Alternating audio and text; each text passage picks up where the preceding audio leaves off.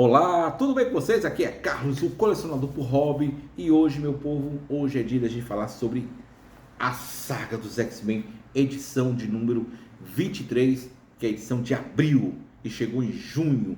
Sim, meu povo, a gente vai falar um pouquinho sobre isso, só que antes de mais nada, primeiramente, eu queria convidá-los a clicar aqui no botão de curtir se você curtiu o vídeo. Se você for novo ou nova, olha, por favor, se inscreva, sempre fique à vontade. O meu muito obrigado pela sua atenção e bora nessa. Galera, é isso aí, gente. Não há mais nada que ser feito. É muito curioso quando você vai no site da Panini conferir o checklist março de agosto. Não, perdão, de junho. Por quê? Tá lá a edição 23, a edição 24, que é de mês de maio, e a edição 25, que é a edição de junho. Quer dizer, é empurrando para frente, e nunca acho que isso vai ser regularizado direito. É a vida. Eles deixaram isso acontecer, houve algum problema referente à gráfica, sei lá, alguma coisa, que chegou esse momento. É frustrante? Um pouco, porque é uma publicação tão bacana, tão boa. A gente está vendo novamente essas histórias aparecendo novamente, porque dessa vez são publicadas uma única vez. Sendo que aqui, claro, temos histórias que já haviam aparecido antes. Por exemplo, na 235 e a 236, são duas histórias que já apareceram, por exemplo, na publicação Programa de Extermínio, que traz o aparecimento de Genosha, e a saga, a história Programa de Extermínio, né, que é uma publicação, sinceramente, foi quando eu comecei a colecionar X-Men pela primeira vez. Até lembro, foi na Copa de 94. Bom, acho que era o primeiro jogo do Brasil, se eu não me engano. Eu posso estar até errado se dizer que eu arrisco a dizer que era uma quinta-feira. Tô chutando demais. É a Copa de 94, primeiro jogo do Brasil. Não estou nem olhando aqui, depois eu digo nos comentários se eu acertei ou errei. Mas de qualquer forma, foi ali que eu comecei a colecionar as X-Men, bem no momento do programa de extermínio. E cara, é uma história muito, muito bacana. A gente é apresentado esse mundo de Genosha, que é uma nação que sobressai com uma alta potência, vivendo do que? Do trabalho escravo dos mutantes. Eles sofrem uma lobotomia e são utilizados ao bel prazer do governo local, através do magistrado. Mas é isso, gente. Então, nós vamos falar sobre essas publicações. Tem uma história aqui que é da X-Men anual, que eu acho assim, é a história que, whatever, é a história mais fraquinha entre todas as histórias. Porque assim, não tem muita influência. Apesar de mostrar aquela dinâmica do Longshot em a Cristal e a Vampira, que vai meio que, não é um triângulo amoroso, mas rola uma ciumeira por parte da Cristal. Mas isso aí é uma coisa que não tem muita relevância. De qualquer forma, vamos falar sobre essa publicação agora, virando a câmera para conferir todo o material, bem rapidinho. E cá estamos aqui com a saga dos X-Men, edição 23, infelizmente a edição de abril, que chegou em junho, mas é isso aí, né, galera? Então, gente, essa publicação, ela vem trazendo o quê? São cinco histórias? 233. São 4 histórias da Uncanny X-Men 233 a 236, mais uma história da anual dos X-Men, edição de número 12. Olha essa aqui, essa capinha lindíssima, que é a capa que o Wolverine é infectado pelo ovo da ninhada. Cara, e que foi a capa da saga a saga Inferno dos X-Men, na edição número 2, que é a edição até mais difícil de encontrar hoje em dia. E sim, gente, vamos lá, vamos começar toda a questão do embate. Esse primeiro, antes de mais nada, vamos conhecer a equipe criativa, Mark Silvestre, né, Arthur Adams e Rick Leonardi nas artes, e aí você tem Chris Claremont no roteiro, e vamos para a questão aqui no Brasil, que temos Alexandre Calari, do Pipoquinho aqui, né, Mário Luiz C. Barroso, como na tradução, Donizete Amorim nas letras, Amanda Conti na assistente editorial, Rodrigo Guerrino na adaptação, e Yuri A.O. Primetz, Eric Garcia, Carol Pimentel na edição. E bora lá, né? X-Men, criação do Stan Lee e Jack Kirby, diferente do Batman, que é Bob Kane com o Bill Finger. Gente, começamos com a edição 233, que começa ainda o encerramento da história da ninhada. Você está vendo que vai haver o embate dos X-Men contra a ninhada, porém, a ninhada aqui, do qual eles só se apossaram de quem? De mutantes. Porque, afinal de contas, não adianta eles se apossar de humanos quando eles sabem que eles são indefesos perante aos poderes dos X-Men. E começa a rolar todo o embate entre eles, sabe? Parece de quem não é contaminado ou não, mas infelizmente alguns são, como o nosso amigo Wolverine, que nós vamos ver na capa da edição de 234, né? E, cara, esse evento que está acontecendo aqui é muito importante, que é um evento ecumênico de um pastor que vai pregar, não é como no meio das rochas e tudo mais, né? E, cara, é bem curioso, porque nesse momento o pastor está ali contemplando, a gente vai entendendo as motivações que ele quer, a preocupação dele, que é a esposa, porque infelizmente ela vai notando que ela tem um problema nas mãos, ela sofre de artrite, né? É uma parada bem braba. Então, assim, ele busca a todo custo a questão da cura da sua esposa. E aí, novamente, os X-Men em batalha, né, com relação ao resto da ninhada, com poderes, também ainda continua rolando. E esse evento aqui é muito bom porque é o momento que a Madelyne Pride está meio que fora de si. Assim, digamos que está fazendo uma viagem astral, né, na cabeça dela. E do nada ela encontra o seu marido e seu filho, e do nada o seu mundo começa a se despedaçar, meio que aparecendo um Ciclope com uma outra pessoa que não tem formas, mas você vai entendendo que aos poucos ele vai tirando cada parte do corpo dessa mulher, o cabelo, a boca, os olhos, e de repente do nada você tem a Jean Grey, e ele revelando: eu só fiquei com você porque você parece com a minha esposa, aliás, com o grande amor na minha vida. E meio que deixa a Madelyne Pride no meio do deserto, sem forma. E novamente começa a rolar a batalha dos X-Men. E antes que eles tentassem se defender, o Destrutor ele acaba atingindo um dos que estavam com a tempestade. E, cara, ele começa a bater o remorso porque o monstro, o alienígena, ele volta à forma de um humano. E aí começa todo o drama do Destrutor com relação a isso. Porque ele percebe: matei uma vida. Mas na verdade eles se explicam: você não o matou. Ele já estava morto quando se transformou naquele monstro. Mas ainda assim é uma vida do qual o Destrutor vai ter que carregar isso pelo resto da vida. E aqui chegamos a 234, a edição que foi a capa da saga dos X-Men, a edição Saga do Inferno. E assim, começa novamente o embate entre eles, aqui no caso é um da ninhada contra a Crystal, e começa todo o embate entre eles e tudo mais. E um momento bem, eu achei bem forte, é que um cara que estava dominando o Lockshot, ele é pego pelo Colossus, e cara, esse snap é já bastante conhecido nosso.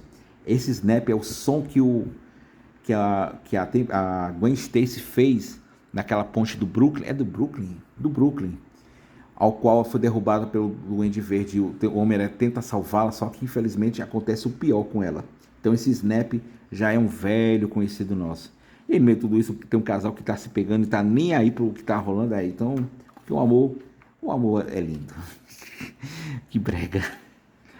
Voltamos para a Madelyne Pride, que vai se recuperando de sua forma e meio que vai encontrando um monstro de uma outra, vou dizer assim, universo, pode dizer assim, outra realidade paralela, onde ele é chamado de Sim, S apóstrofo YM, como Sim, e que, cara, tá revelando a Madelyne Pride o destino qual ela está predestinada a ser, ao qual que ela vai ser a rainha dos duendes. Não é mais a Xuxa, é agora ela. E aí, novamente, o pastor está se preparando para um embate, quando um detalhe bem importante a gente disso é que uma paramédica, que era o parceiro do cara que causou toda a confusão, o seu Harry, a chama de canto para poder ajudá-la com relação a um problema. Você não sabe muito bem o que é, mas lá na frente vamos entender.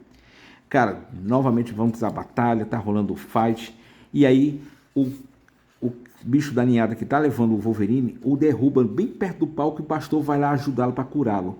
Sabe, parece aquelas coisas de TV, tipo assim, que a gente, aí eu não vou questionar muito essa questão de fé, porque fé, como você disse, é uma coisa muito pessoal. Mas ele tenta curar o Wolverine.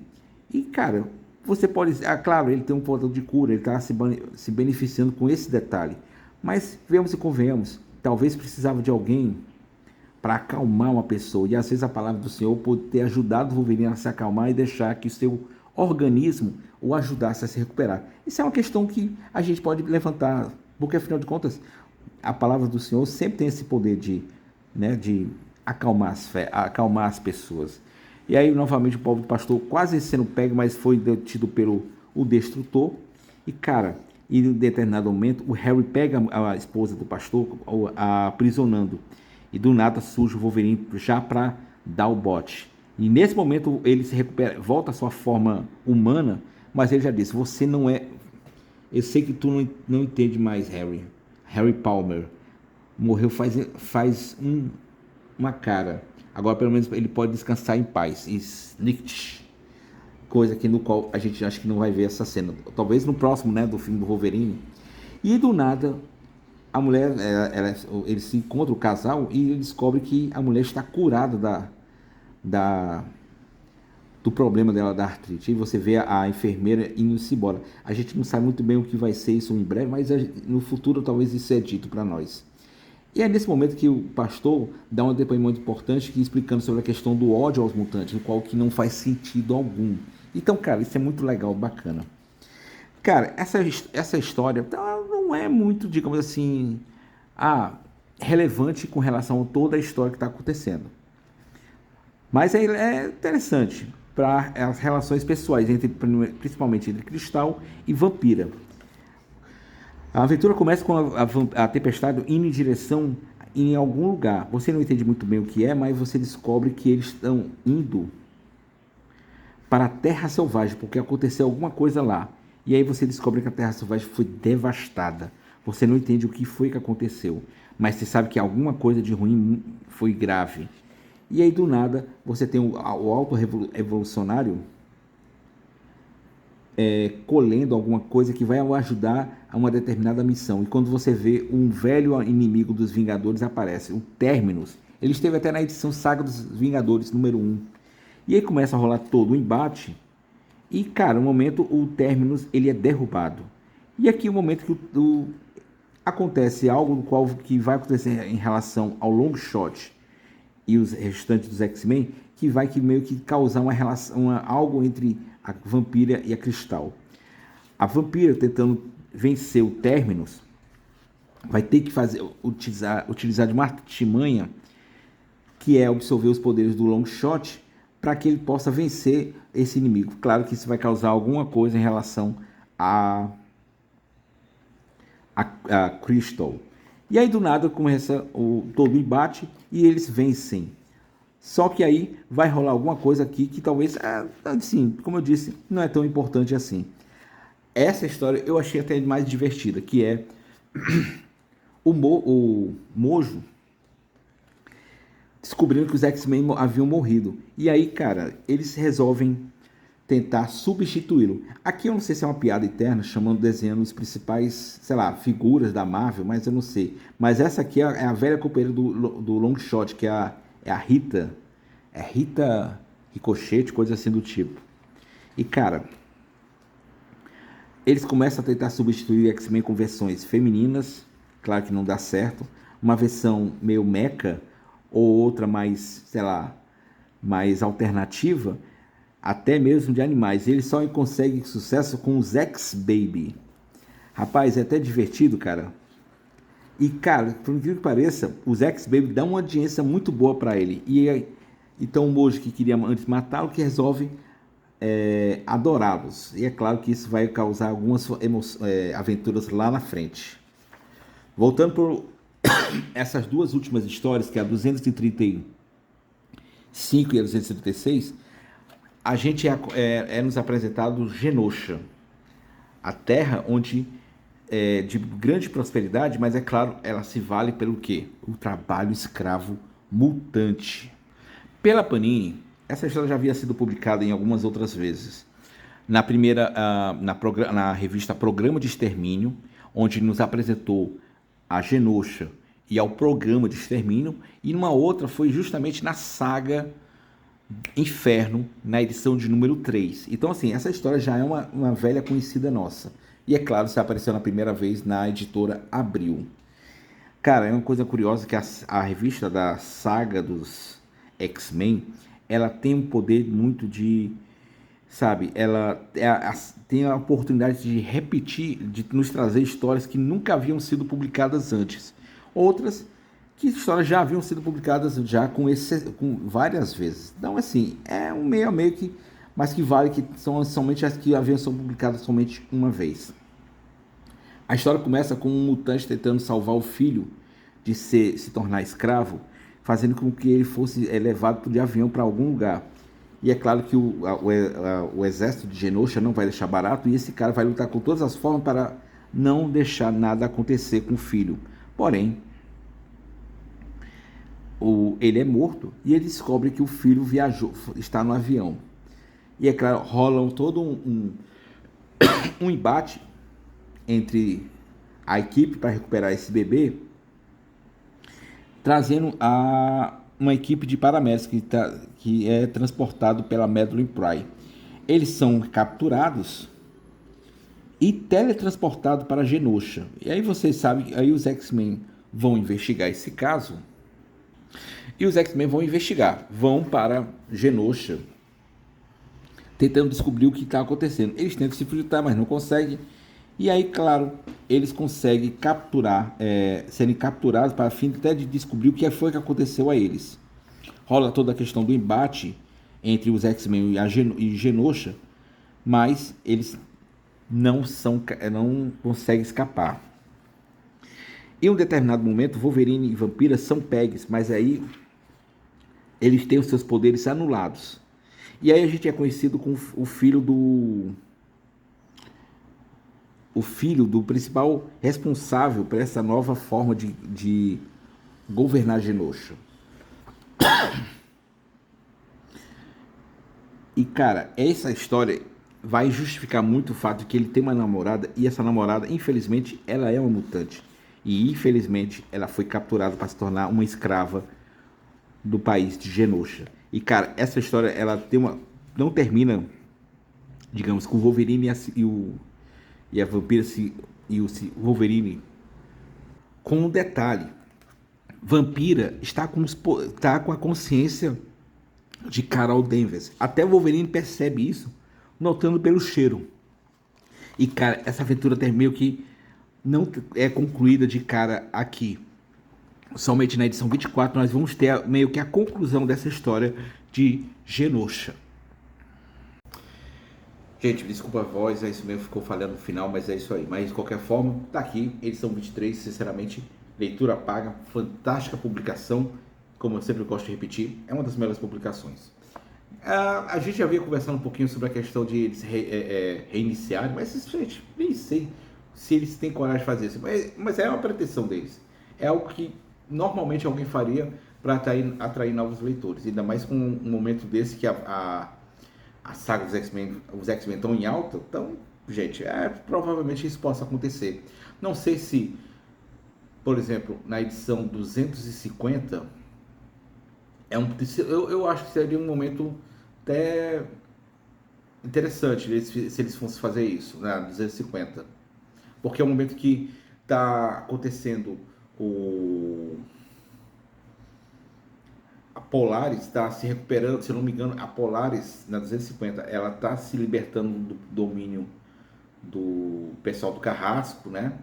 Então, assim, tem muitas coisas acontecendo, principalmente o Wolverine, aquela fase que os Carrascos vão dominar a cena, né? Pegando o Wolverine, a Tempestade vai já ter tido a sua falsa morte. Então, assim, tem muita coisa que poderia acontecer, mas isso aí é algo que eu sei que em algum momento eles vão fazer, a gente não sabe quando, mas é a vida, né, gente? Mas o importante é continuar acompanhando, porque afinal de contas é a publicação cronológica da principal revista deles, que é a Uncanny X-Men. Mas de qualquer forma, meu povo, eu muito obrigado se você ter ficado até o final. Muito obrigado, Deus abençoe. Fica até a próxima, se Deus quiser. Valeu!